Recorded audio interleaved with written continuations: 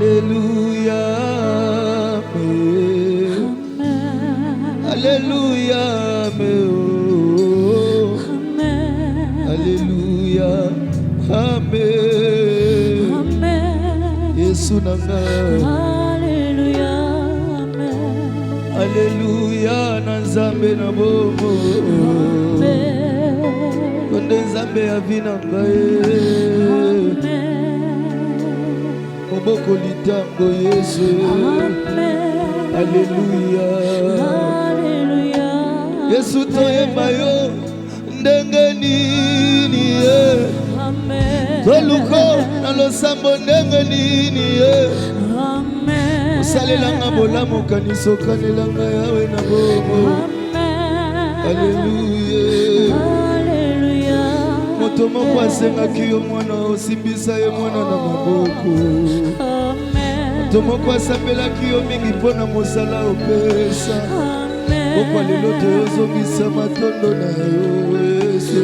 Amen. Alléluia. Alléluia. Amen. Sikanga inayembela Yesu. Amen. Sikanga nakumisa Yesu. Amen. Oyebi bolingo na nga nayo bisika tobandela. Olo na bomo. Alléluia. Soki nayembi yo te nayemba nani yawe. Soki toluki yo te tokoluka nani Yesu. Olekelaka mayele na nga Yesu.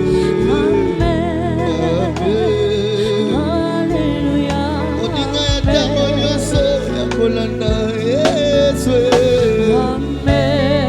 Oleki mayele na nga nyonso Yesu. Apesase na bimaka lokola zoba nzambe. Alléluia. Alléluia. Alléluia.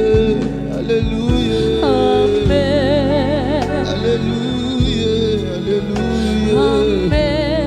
Alléluia. Alléluia. Olinga ya ntango nyonso Yesu. Olinga ya ntango nyonso ya Yesu. Libakuna nga malamu nzambe na bomo Yesu. Alléluia. Nakokende wapi soki na yo te nzambe? Oublions-nous Seigneur. Tokokende wapi soki na yo te nzambe? Nakokende wapi?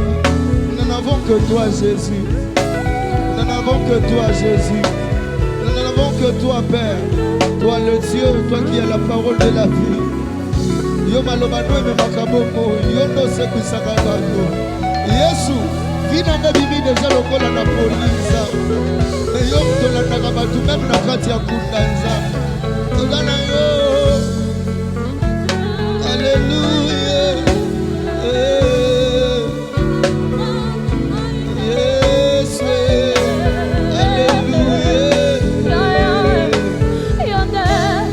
Motiana ngai Yesu. Motiana ngai Yesu. Motiana ngai Yesu.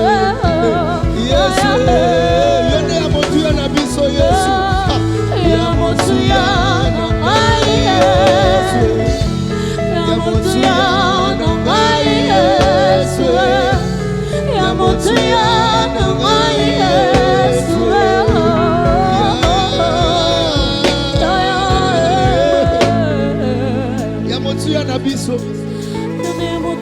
Tu es tout pour nous, Jésus.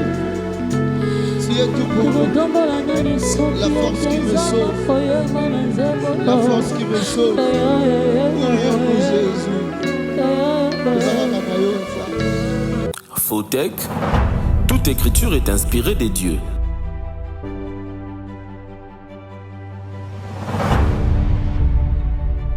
Seigneur, merci pour ces temps que tu nous accordes. Nous te prions et nous te demandons de parler à nos cœurs, nous qui sommes tes serviteurs et servantes.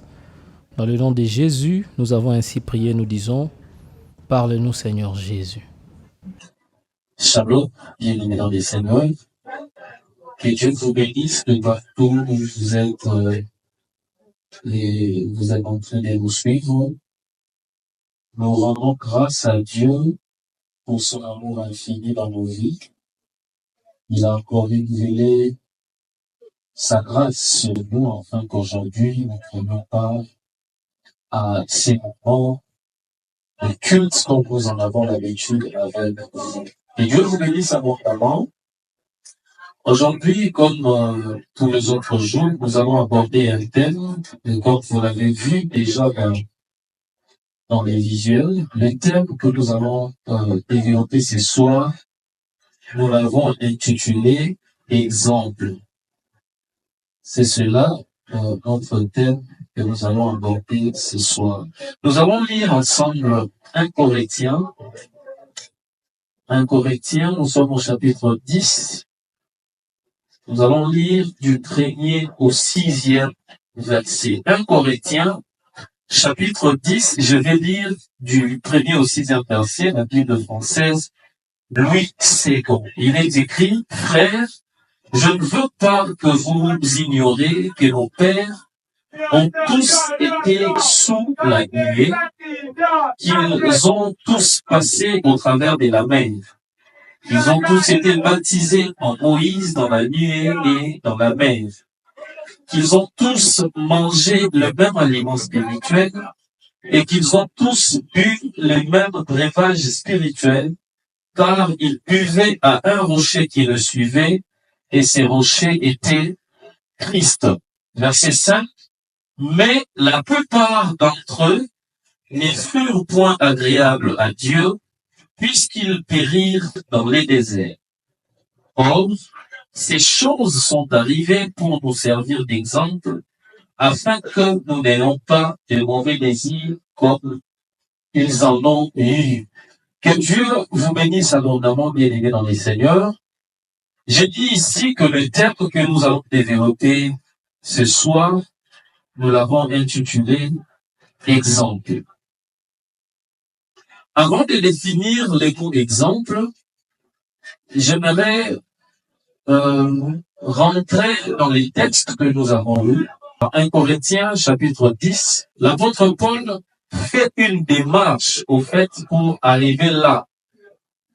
Si vous lisez bien l'épître des Corinthiens, à partir du verset 3 et du verset 4, vous verrez que l'apôtre Paul traite au sujet de la division qu'il y avait dans l'église des Corinthes. Et au chapitre 5, au chapitre 6, l'apôtre Paul traite sur les désordres qu'il y avait dans l'église des Corinthes. Dans le chapitre 6, vous verrez d'ailleurs, il est en train de parler d'un frère qui sortait avec la femme de son père.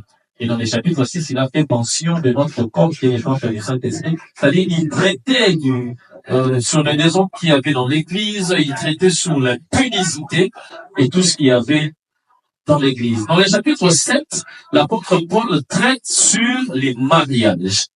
Dans les chapitres 8 et le chapitre 9, il traite sur les viandes sacrifiées aux idoles et puis il traite sur la liberté que lui avait aussi dans les seigneurs comme étant un apôtre de Jésus. Et donc, dans les chapitres 10 où nous sommes, l'apôtre Paul commence à prendre exemple de ce qu'a été la vie du peuple d'Israël pour faire une étude comparative avec ce qu'est l'Église d'aujourd'hui afin que nous tirons une leçon très importante pour nous. Voilà ce qui nous pousse à intituler ces termes exemple. C'est justement parce que dans les versets 6 du chapitre 10, l'apôtre Paul dit que ces choses étaient arrivées au peuple d'Israël pour nous servir d'exemple. Et donc, nous voudrions consulter ces choses pour comprendre l'exemple dont Paul a voulu nous donner selon l'inspiration du Saint-Esprit. Par définition, nous disons, selon les dictionnaires bibliques, qu'un exemple est une action ou une manière d'être qu'on peut imiter. C'est ce qu'on appelle exemple. Une action ou une manière d'être que l'on peut imiter. L'exemple, c'est aussi un châtiment censé de servir des leçons aux autres. C'est-à-dire, c'est un châtiment qu'on impose à une quelconque personne, mais que ces châtiments est censé servir d'exemple à d'autres personnes.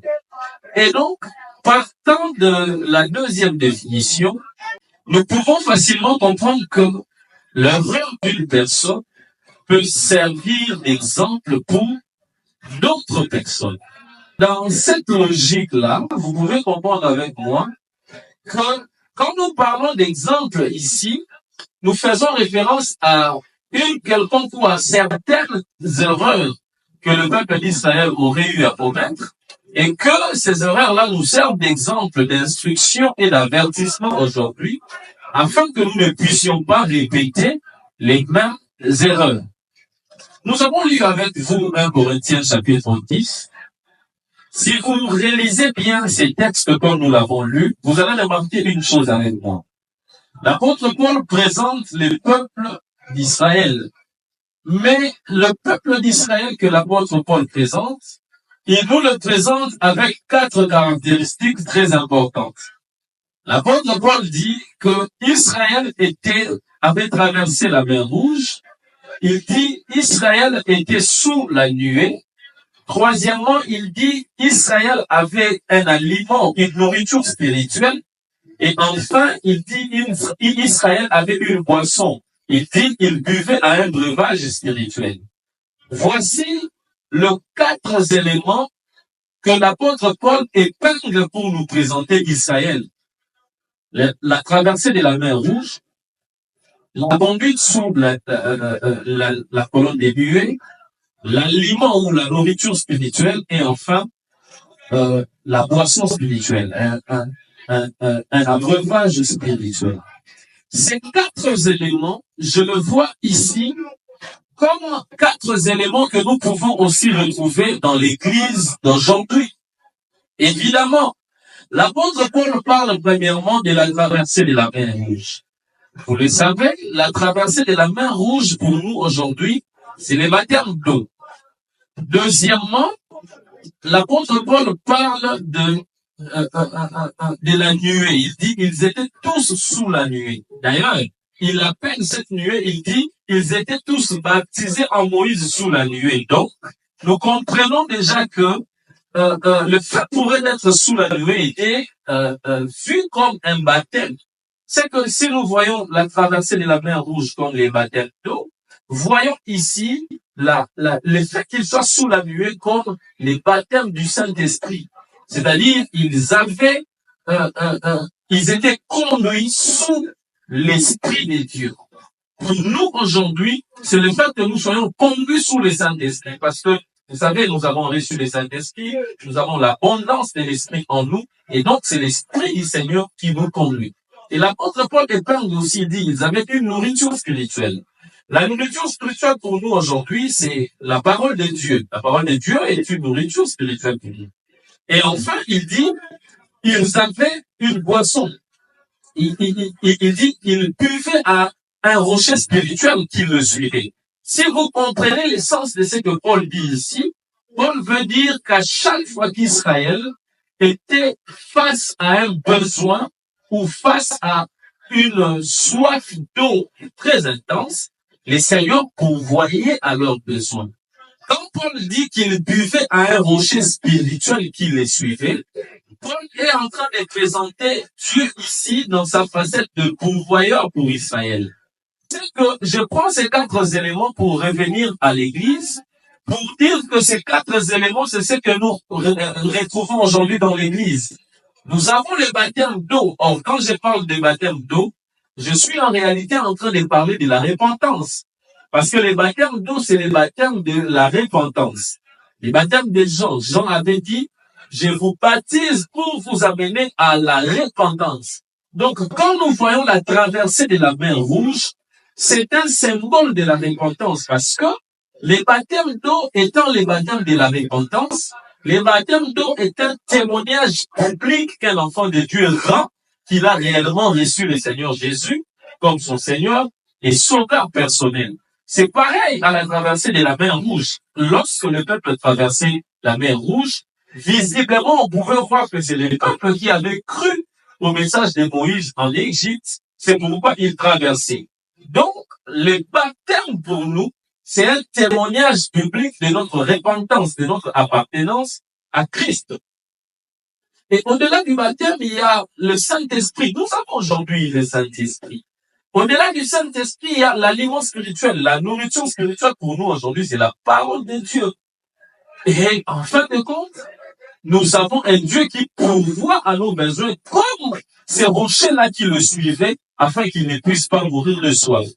Voyez-vous ces 4 éléments que nous retrouvons aujourd'hui dans notre vie étant Église du Seigneur, étant peuple de Dieu. Mais ce qui me préoccupe de plus, c'est à partir du verset 5, l'apôtre Paul dit, bien qu'Israël avait toutes ces 4 choses, mais l'apôtre Paul dit au verset 5, il dit, mais la plupart d'entre eux ne furent point agréables à Dieu, puisqu'ils périrent dans les déserts. Et au verset 6, l'apôtre Paul dit que toutes ces choses leur sont arrivées pour nous servir d'exemple, afin que nous n'ayons pas des mauvais désirs comme eux en ont eu. C'est là où se pose la base même de notre message, de notre enseignement de ce soir. Au-delà de ces 4 choses que l'apôtre Paul nous présente ici, l'apôtre Paul insiste au verset 5 pour nous dire qu'Israël, malgré tout ce que Dieu leur avait donné, Israël avait un problème. Leur problème, au verset 6, l'apôtre Paul dit qu'ils eurent des mauvais désirs, et donc ces mauvais désirs-là ont fait en sorte qu'ils ne soient pas agréables à Dieu, et Dieu leur fit périr dans les déserts. Nous allons donc étudier ces 3 choses pour que nous puissions comprendre quelle est la pensée du Seigneur cachée derrière ces messages. Commençons par la première chose. L'apôtre Paul dit, bien qu'ils avaient ces 4 choses, mais Israël y eut des mauvais désirs. La première des choses que nous allons voir ce soir, ce sont les mauvais désirs. Quand l'apôtre Paul parlait des mauvais désirs, à quoi il faisait réellement allusion? Lorsque l'apôtre Paul parlait des mauvais désirs ici, il faisait allusion à la secte de Nombre chapitre 11. Dans Nombre chapitre 11, quelle était l'histoire? L'histoire, c'était que Israël était fatigué de la manne. Israël, vous savez, avait comme nourriture la manne. Mais dans les déserts, il n'y avait pas que le peuple d'Israël, il y avait aussi un peuple qu'on appelait le peuple Ramassi. Le peuple Ramassi, au fait, c'était des Égyptiens qui sortirent avec Israël de l'Égypte. Ils se retrouvaient avec eux dans les déserts. Mais le peuple Ramassi était beaucoup plus les enfants que certains Israélites, certains Juifs avaient eu avec des Égyptiens. Vous allez les lire dans Lévitique chapitre 24, lisons-les. Lévitique chapitre 24, lisons le verset 10, justement. Lévitique chapitre 24, le verset 10, la Bible dit, les fils d'une femme israélite et d'un homme égyptien étaient venus au milieu des enfants d'Israël, se querellaient dans les camps avec un nom israélite. Voyez ce que la Bible dit ici. La Bible est en train de nous présenter un garçon, mais ce garçon était les fils d'une femme israélite, mais dont le père était égyptien. Vous comprenez? C'est-à-dire, dans les déserts, il y avait une race de gens, les Ramassis, qui n'étaient pas 100% israélites. Ils étaient à 50% égyptiens et à 50% israélites. Maintenant, ces peuples Ramassis-là avaient une nourriture à part. Ils avaient une nourriture qu'on appelait les cailles. Dieu ne leur avait pas autorisé de manger la manne qu'Israël mangeait. Eux, ils mangeaient les cailles. Les cailles, c'était comme des petits oiseaux comme ça, sous forme de viande qu'ils mangeaient. Alors, dans Nombre chapitre 10, dans Nombre chapitre 11, Israël était dégoûté de la manne.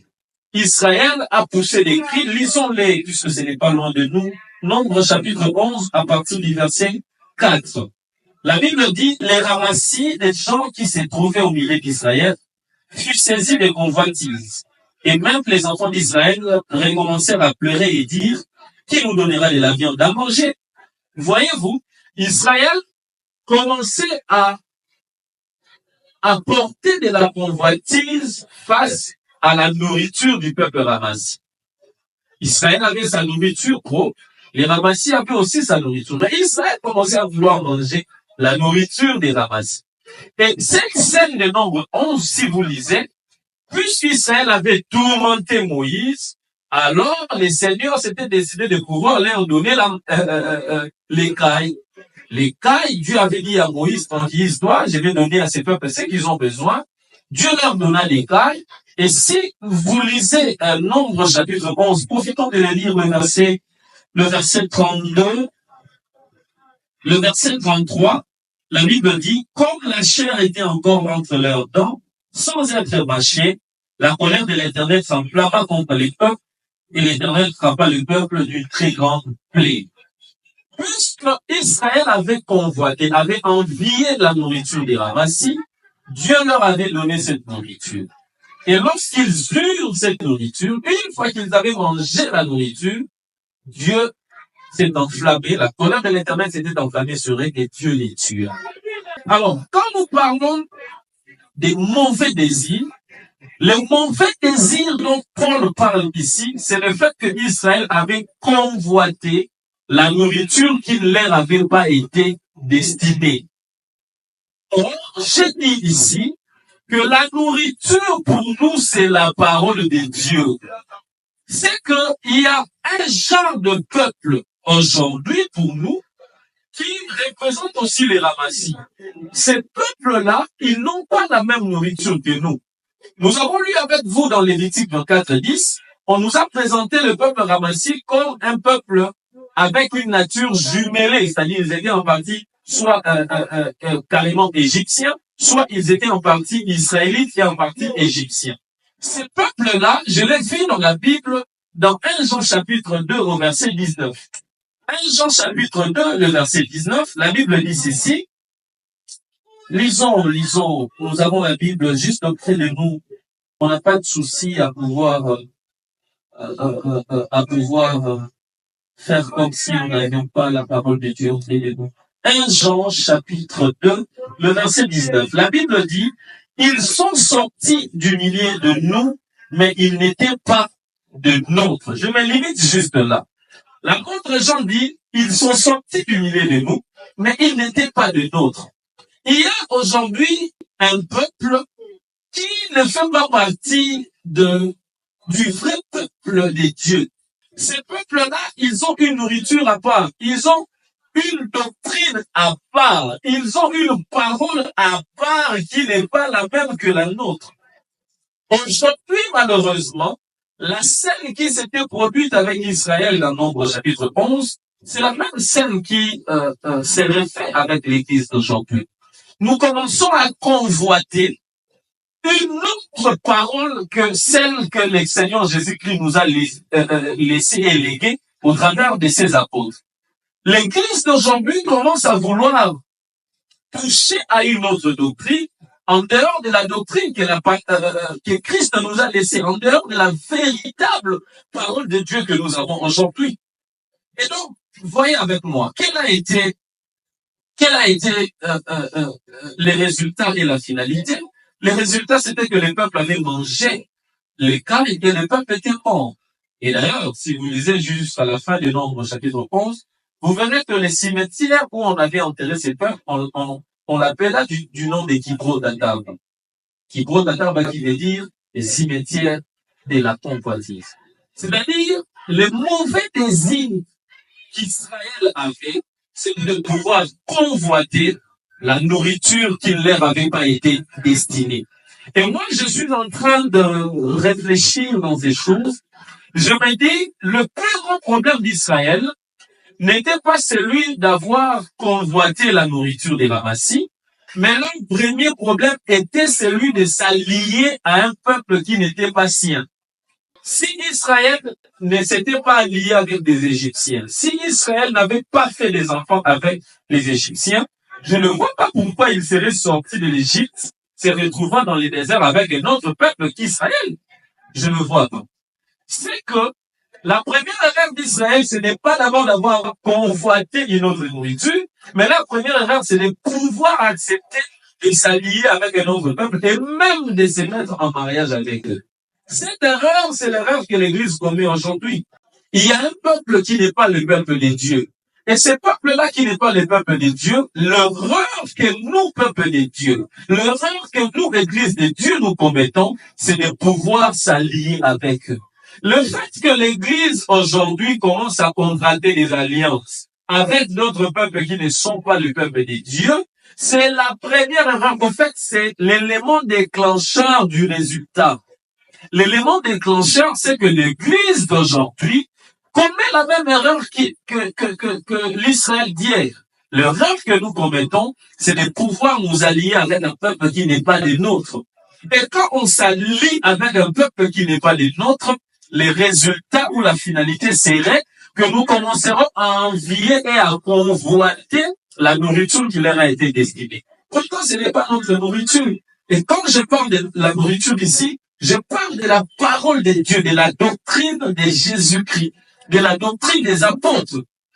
Bien aimés, aujourd'hui, ces phénomènes, nous les vivons. Aujourd'hui, l'Église est face à ces phénomènes. Nous sommes alliés avec d'autres qui ne sont pas de nous. Nous avons contracté des alliances avec d'autres peuples, avec d'autres doctrines, avec d'autres enseignements, avec d'autres évangiles qui ne sont pas des nôtres.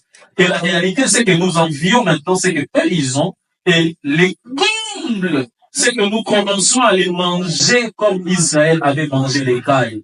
Et quand je parle de manger, je parle ici de prêcher cet évangile et de le mettre en pratique. C'est-à-dire le fait que nous nous sommes alliés avec ces peuples-là, nous commençons à prêcher leur mauvaise doctrine, leur faux évangile, et nous commençons malheureusement à les mettre en pratique.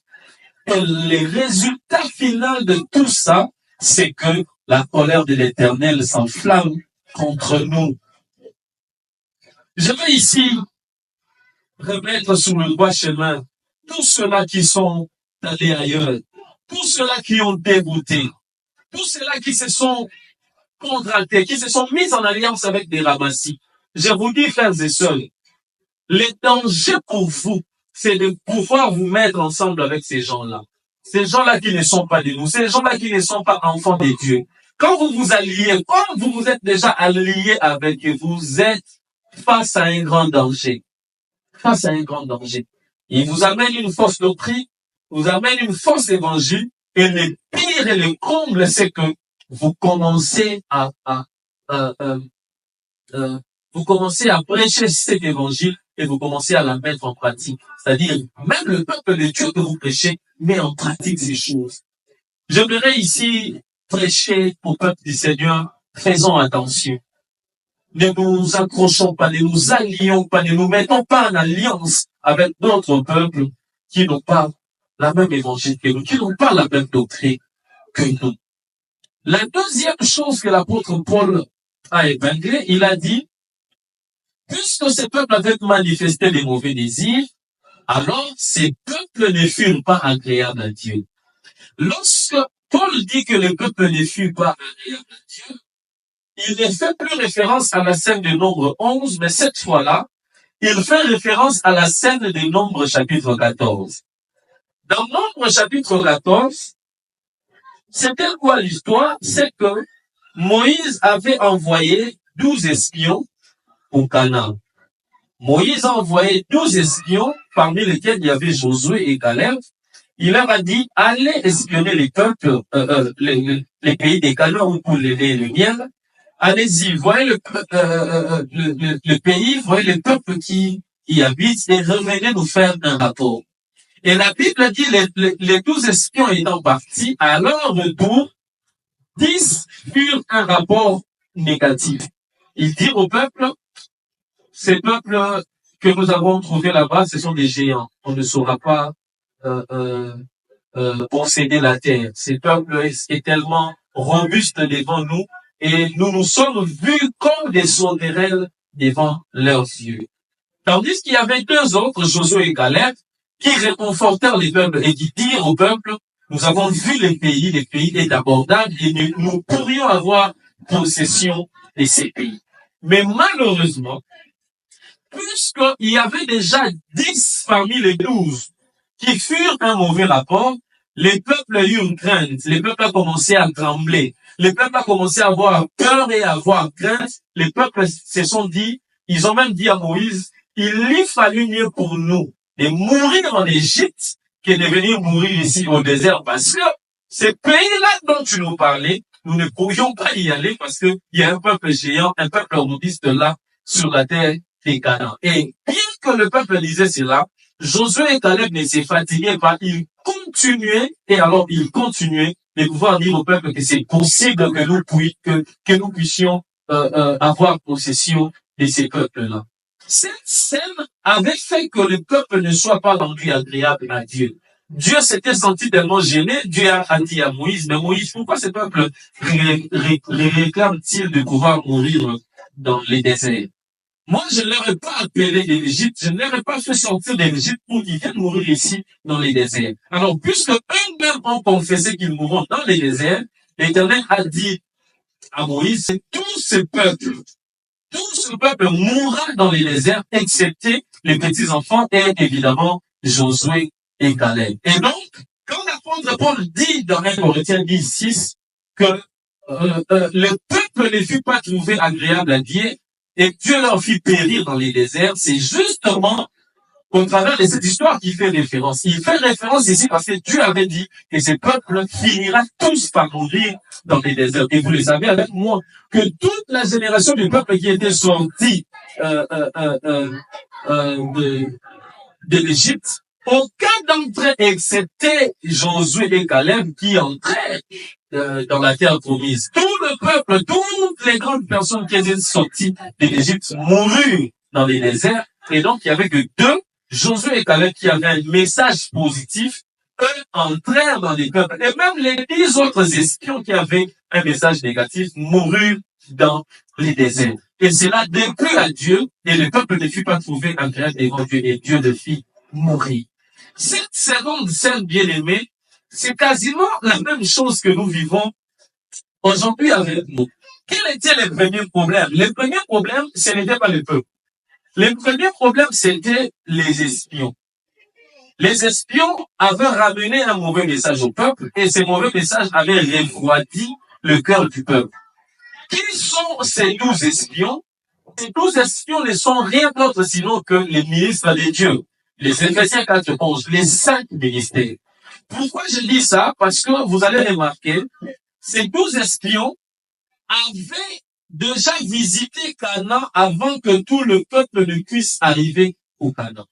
Les 12 espions étaient déjà arrivés au Canaan, ils avaient vu le Canaan, et puis ils étaient revenus avec un message du Canaan. Pourtant, c'est exactement ça, les Éphésiens 4:11. Dans Éphésiens 4, la Bible dit que étant monté dans les hauteurs, là on parle du Seigneur Jésus, et la Bible dit étant monté en haut, Christ a ramené des captifs, et il a fait de ces captifs-là des dons aux hommes. Donc, un véritable ministre de Dieu, c'est celui que Christ avait déjà fait monter dans les hauteurs. Il a déjà amené ses ministres dans les ciels, il les a fait visiter les ciels, et puis il les a fait descendre ici comme apôtres, docteurs, pasteurs, prophètes ou évangélistes, afin que ceux-là puissent préparer le cœur du peuple pour pouvoir aller à la rencontre de l'époux là au ciel. C'est-à-dire, les 5 ministères sont ici représentés par les 12 espions. Pareil que les 12 espions étaient déjà arrivés au Canaan et étaient revenus pour prêcher le peuple. Pareil que Christ, Éphésiens 4 dit que Christ avait ramené les captifs, c'est-à-dire ils étaient allés avec eux dans le véritable Canaan qui est le ciel, et les avait fait retourner. D'ailleurs, Paul le dit que le Seigneur l'avait une fois emporté pour qu'il aille voir des choses que l'œil humain n'a pas pu voir et des choses que les oreilles de l'homme n'a pas pu entendre. Donc, un véritable ministre de Dieu est celui qui a déjà visité les ciels et retourne ici sur la terre pour prêcher les peuples en vie de le préparer. Malheureusement, ces 12 espions qui étaient déjà arrivés en Canaan, il y avait ici un message complètement contradictoire et négatif. Leur message ne pouvait pas stimuler les peuples à pouvoir avoir envie d'aller posséder la terre. Plutôt, leur message mettait dans les cœurs du peuple une sorte de doute, de découragement que cette terre-là, nous ne pourrions pas aller et prendre possession de la terre promise. Cette histoire nous révèle ce qui se passe aujourd'hui, comme je le disais. Les ministres de Dieu sont censés bien prêcher le peuple, afin que le peuple soit en mesure d'avoir le cœur chaud pour aller à la rencontre de l'époux. Malheureusement, aujourd'hui, beaucoup de ministres de Dieu ne présentent pas le ciel. Malheureusement, aujourd'hui, beaucoup de ministres de Dieu prêchent comme si aller au ciel, c'était quelque chose d'impossible et de difficile. Malheureusement, aujourd'hui, beaucoup de ministres de Dieu ne présentent plus au peuple qu'il y aura un jour l'enlèvement de l'Église. Et donc, le cœur du peuple s'est refroidi et le peuple de Dieu commence à se poser des questions. Est-ce que réellement nous irons un jour au ciel? Est-ce que réellement l'enlèvement de l'Église aura réellement lieu? Face à toutes ces questions, il y a au moins deux autres espions qui avaient un message positif, et c'était Josué et Caleb. Et Josué et Caleb, aujourd'hui, pour nous, c'est l'image de tous ces ministres de Dieu qui prennent soin de bien prêcher le peuple, de bien rassurer le peuple qu'un jour nous verrons Cana, de bien rassurer le peuple qu'un jour nous arriverons au ciel, car Christ nous a destinés pour le ciel. C'était ça le premier problème du peuple. Il y avait 10 espions qui prêchaient mal, et il y avait 2 autres espions qui prêchaient bien. Malheureusement, ceux qui prêchaient bien étaient en minorité, et ceux qui prêchaient mal étaient en majorité. C'est la scène que nous vivons aujourd'hui. C'est comme si beaucoup ne prêchent plus le ciel et qu'il y a que peu qui prêchent le ciel. Et puisqu'il y a la voix de beaucoup qui s'est fait entendre sans pouvoir prêcher réellement le ciel, le cœur du peuple est refroidi.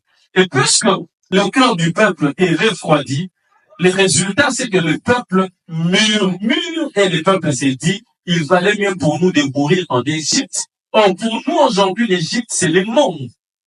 C'est que quand on prêche mal, le peuple a maintenant tendance à vouloir retourner au monde plutôt que d'aller vers le ciel. Quand on prêche mal, le peuple s'est dit, mais pourquoi on avait cru au Seigneur Jésus, il fallait mieux pour nous de rester dans les mondes. Et cette disposition du cœur du peuple fait en sorte que le Seigneur puisse trouver le peuple désagréable et que le Seigneur se décide de tuer tout le peuple. Or, le fait que le Seigneur se décide de tuer tout le peuple, pour nous aujourd'hui, cela signifie l'absence de la vie de Dieu parmi nous. L'absence de la vie de Dieu. Le fait que le Seigneur trouve le peuple désagréable, le Seigneur ôte sa gloire parmi nous, et il y a ce qu'on appelle aujourd'hui l'ikabod, l'absence de la gloire de Dieu. Voilà l'exemple que Paul a voulu nous donner par rapport à Israël. 2 grandes choses. La première, je l'ai dit ici, c'est le fait que le peuple convoite une nourriture qui ne leur est pas destinée. C'est le fait que le peuple désire d'avoir une autre parole de Dieu. C'est le fait qu'aujourd'hui, nous avons besoin d'une autre évangile plutôt que celle que Christ nous avait laissée. Et la deuxième des choses, c'est que les prédicateurs qui prêchent ne prennent pas soin de bien prêcher les peuples, et donc cela refroidit le cœur du peuple. En conclusion de tout ce que nous venons de dire, peuple du Seigneur, c'est que nous pouvons retenir. D'un côté, pour le peuple du Seigneur, c'est que nous n'envions pas, ne convoitons pas.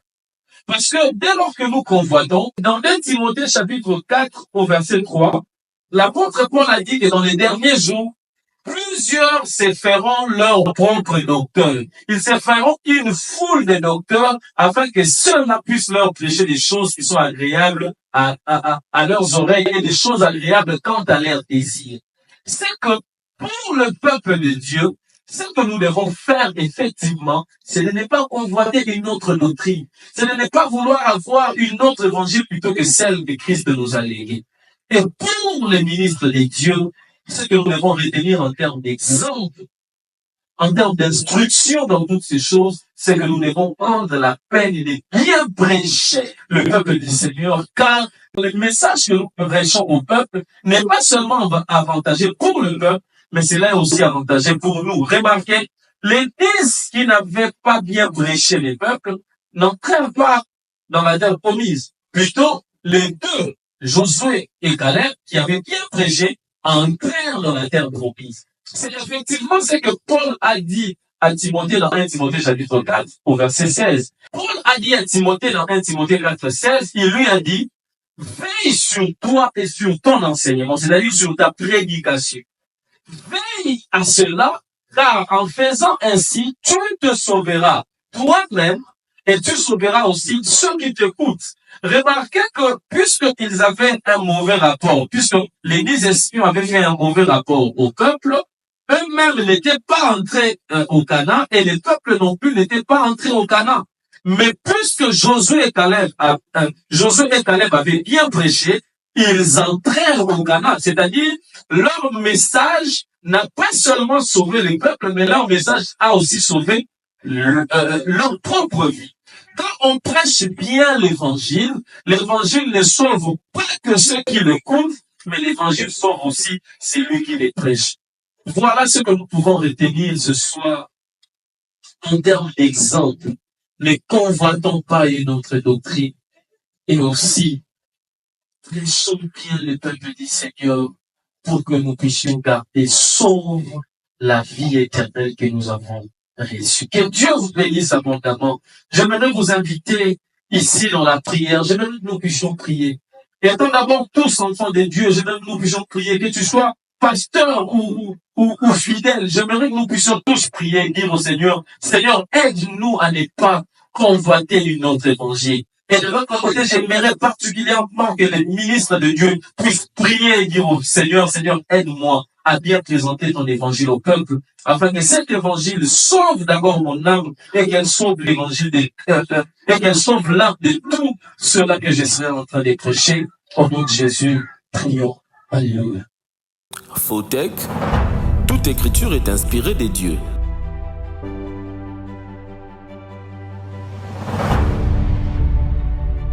Fanda kolo amotema etena mona kemona yo fanda kolo amotema etena mona kemona yo fanda kolo amotema etena mona kemona yo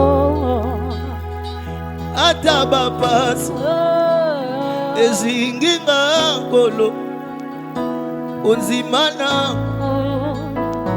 ekangwate tango makasi esilinga yeswe ololendisa otemananga tango miso nanga ezomona te onzimananga etamwate ona ebi olo yokobatela katina Yesu namolimona tamola kananga olo Yesu omi monisa amoluna yo nafukami dekulusu namako loya kolo enena ainazimi ozala uekuli nafukami ekulusu Yesu namako loya kolo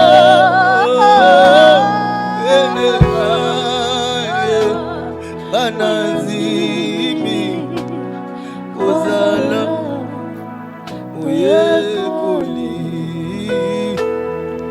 utuweini Olo Yesu Boloji pepasi Esingeli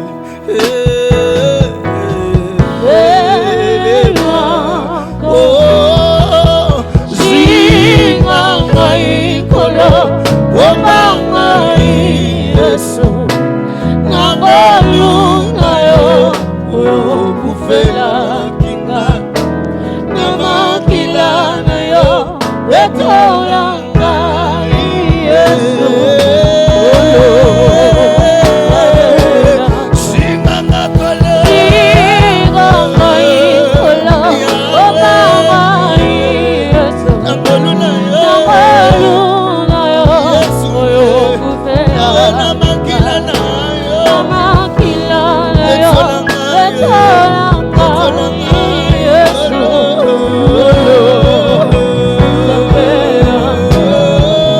Simbanga loboko Ngana ikambiko Kinongana lata Motole yake Yawe simbanga loboko Ngana ikambiko Kinongana lata Motole yake Yawe simbanga loboko Simbanga loboko Simbanga loboko Yasue Simbanga loboko Zala matani mansubeza Wala mangate na koe kosa Okile ya mike na zala kamona Soko tiki mama tiki mama Simbanga loboko